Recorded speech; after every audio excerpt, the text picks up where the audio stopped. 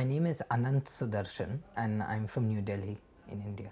I am a PhD student at Stanford. I'm in a department called Management Science and Engineering, and I'm essentially an environmental economist. What that means is I look at environmental problems, in my case, how people use energy and how we can get them to reduce the amount of energy they use.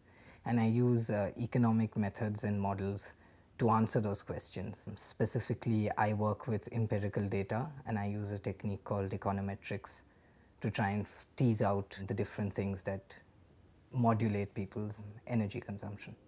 And it becomes very clear that, that most of the things that determine how much energy we use and whether or not we are using too much or too little have very little to do with the technologies that are being used and a lot more to do with behavioral things, how much people consume, why they consume it, things that are independent of how advanced your technology is.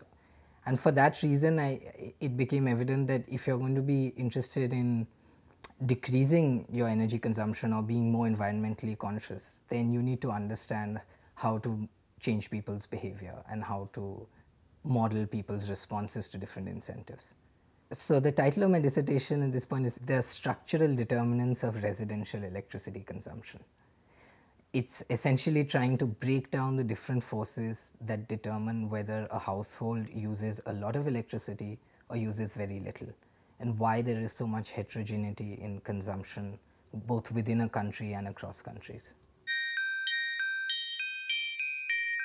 All over the world, people are trying to figure out how we drive consumption down, and so places that seem to have achieved this goal become very interesting, not just within the country where this happens, but in other countries as well. And so California is very interesting in that regard, because California shows both very low electricity consumption per capita and also has a history of implementing a whole range of policies and programs.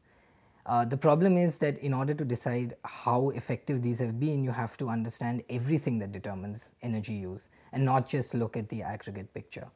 And so that's when I kind of got interested in understanding the California story a little better as a means of figuring out what are the different things that drive energy consumption. Because once you know that, you can make an informed judgment on how much you could expect to reduce consumption in other places, what kinds of targets are reasonable, what are not reasonable, and what are the different incentives that you can use and apply to change the way we use energy.